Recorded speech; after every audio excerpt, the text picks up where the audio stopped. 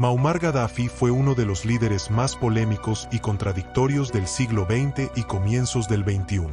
Gobernó Libia durante más de 40 años, pasó de ser visto como un revolucionario antiimperialista a un dictador temido, y terminó asesinado de forma brutal por su propio pueblo. Para entender por qué lo mataron, primero hay que entender quién fue realmente Gaddafi y cómo llegó al poder. Gaddafi nació en 1942 en una familia beduina pobre, en el desierto libio.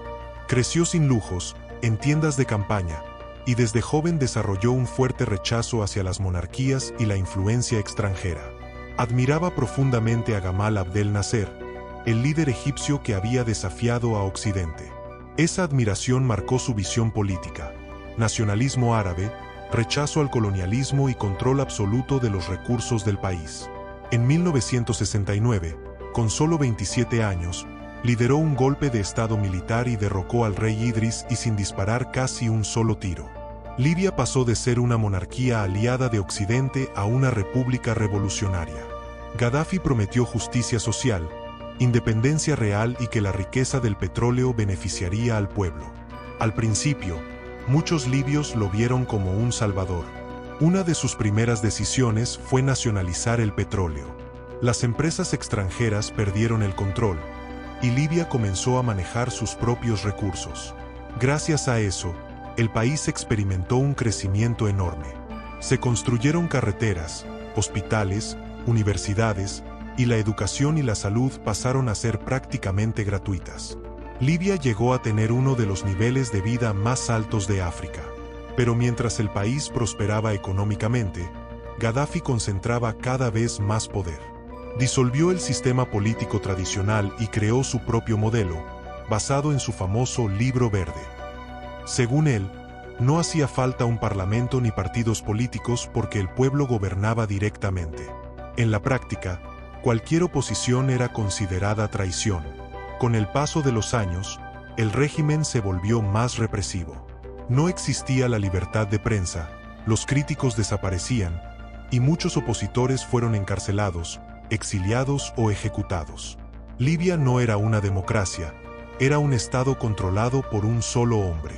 Y aunque muchos vivían bien materialmente, el miedo estaba siempre presente. A nivel internacional, Gaddafi se ganó una reputación peligrosa. Financió movimientos armados en África, Medio Oriente y Europa. Fue acusado de apoyar grupos considerados terroristas por Occidente.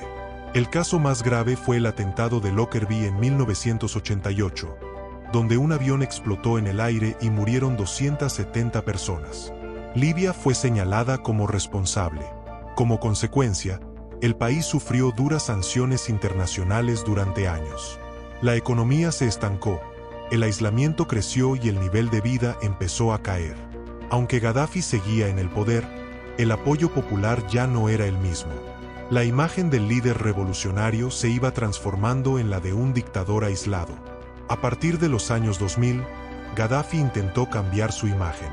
Negoció con Occidente, aceptó responsabilidad por Lockerbie, pagó indemnizaciones y abandonó programas de armas. Pasó de enemigo a socio incómodo de Europa y Estados Unidos. Incluso fue recibido por líderes occidentales. Pero ese giro no borró décadas de autoritarismo interno. Dentro de Libia, la desigualdad crecía. El poder estaba concentrado en el círculo cercano a Gaddafi y su familia. La corrupción aumentaba, el desempleo juvenil era alto y la población joven no se sentía representada. El país era rico, pero muchos sentían que esa riqueza no les pertenecía realmente. En 2011, la primavera árabe sacudió a varios países de la región. Las protestas comenzaron en Túnez y Egipto, y rápidamente llegaron a Libia. Al principio fueron manifestaciones pequeñas, pero la respuesta del régimen fue violenta. Gaddafi no cedió ni un centímetro. Prometió aplastar a los rebeldes y llamó ratas a quienes se levantaban contra él.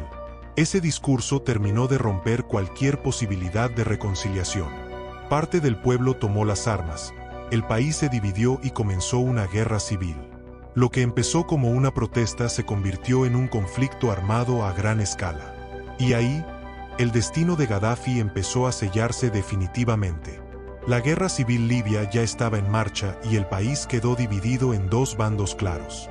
De un lado, las fuerzas leales a Gaddafi. Del otro, los rebeldes que avanzaban desde el este. Pero el punto de quiebre real no fue interno, fue externo. Cuando Gaddafi amenazó con arrasar ciudades enteras controladas por los insurgentes, la comunidad internacional decidió intervenir. En marzo de 2011, el Consejo de Seguridad de la ONU aprobó una resolución para proteger a la población civil. Eso abrió la puerta a una intervención militar liderada por la OTAN. Aviones extranjeros comenzaron a bombardear posiciones del ejército libio. Oficialmente no era para derrocar a Gaddafi, pero en la práctica debilitó por completo a su régimen. Las fuerzas leales empezaron a perder terreno rápidamente. Bases militares destruidas, convoys atacados desde el aire y ciudades que caían una tras otra. Gaddafi pasó de dar discursos desafiantes a esconderse. Su control sobre el país se desmoronaba. El líder que había gobernado durante más de 4 décadas ya no podía moverse libremente. Trípoli, la capital, cayó en agosto de 2011. Fue un golpe devastador. El símbolo del poder gadafista desapareció. A partir de ese momento, Gaddafi se convirtió oficialmente en un fugitivo dentro de su propio país. Se trasladó entre refugios, túneles y zonas rurales, acompañado por un pequeño grupo de leales. Durante semanas, su paradero fue un misterio. Algunos creían que había escapado del país. Otros decían que seguía oculto en Libia. Mientras tanto, los rebeldes avanzaban con apoyo aéreo extranjero. La guerra estaba prácticamente definida. Solo quedaban algunos bastiones fieles al antiguo líder. El último de ellos fue Sirte, la ciudad natal de Gaddafi. Allí se libraron combates intensos. El lugar fue bombardeado sin tregua. El cerco se cerraba. El 20 de octubre de 2011, Gaddafi intentó huir de Sirte en un convoy. Ese fue su último error. Aviones de la OTAN detectaron el convoy y lo atacaron. Los vehículos quedaron destruidos y los sobrevivientes huyeron a pie. Gaddafi terminó escondido en un tubo de drenaje, herido y desorientado. Minutos después, fue encontrado por combatientes rebeldes. Lo que ocurrió después quedó grabado en videos que recorrieron el mundo. Gaddafi fue golpeado, humillado y capturado con vida. Suplicó que no lo mataran. Pidió ser llevado a juicio, pero nunca llegó. En medio del caos, fue ejecutado a tiros. Tenía 69 años. Así terminó uno de los gobiernos más largos de la historia moderna. Su muerte no trajo paz. Libia no se convirtió en una democracia estable. Al contrario, el país cayó en el caos. Milicias armadas, gobiernos paralelos, guerras internas y una fragmentación total del Estado. Muchos libios que celebraron su caída luego se preguntaron si realmente todo había valido la pena. Hoy, Libia sigue sin estabilidad. Algunos recuerdan a Gaddafi como un dictador brutal que merecía caer. Otros lo ven como un líder que, con todos sus errores, mantenía al país unido y con cierto bienestar. Su figura sigue dividiendo opiniones hasta el día de hoy. Gaddafi no murió solo por ser un tirano. Murió porque perdió el control interno, porque desafió intereses externos durante décadas, y porque cuando quedó débil, nadie salió a salvarlo. Su final fue el resultado de años de poder absoluto, decisiones autoritarias y una guerra que se le fue de las manos. Y ahora quiero saber tu opinión. ¿Gaddafi fue un dictador sanguinario o un líder que defendió a su país hasta el final? Deja tu comentario, suscríbete al canal si te gustan estos análisis históricos sin filtro y activa la campanita para no perderte el próximo video. Porque la historia no siempre es blanca o negra, y acá la contamos completa.